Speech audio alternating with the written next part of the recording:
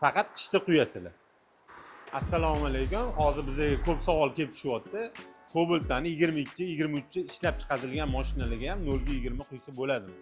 0 ga 20 quysa bo'ladi. Faqat ikkita eng kerakli joyini ko'rib chiqishimiz kerak.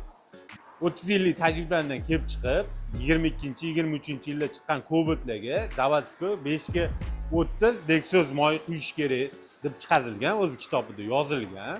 Unga 0 ga 20 quysa bo'ladimi? 0 ga 20 deksoz bir generation 3 quysa bo'ladi. Ikkita sharti bor. Mashinani qattiq haydamaysizlar, agressivni haydamaysizlar. Keyin faqat qishda quyasizlar. Savol tug'ilishi mumkin. Nimaga yozda quysa bo'lmaydi? Yozda 0 ga 20 ni plyonkasi ingichka bo'lgani hisobiga issiq kunda bilasizlar, bizda qattiq issiq bo'ladi. Issiq kunda yupqalashib ketib, motorlarga zarar berishi mumkin. O'shaning uchun yozda savet bermaymiz.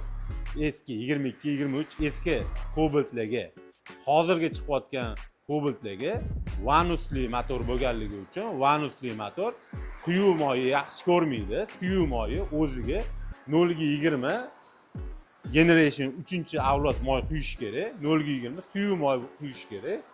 Vanus quyuq moyi yaxshi ko'rmaganligi uchun 22-23 yilda chiqqan yaxshi Cobalt'ingiz bor, 0 ga 20 quymoqsiz. Quysiz nima afzalligi bor? Birinchidan benzin kamaydi, ikkinchidan mashinangiz torchi zo'r bo'ladi. Bu albatta meni shaxsiy fikrim, tajribamdan kelib chiqib, meni o'zimning fikrim.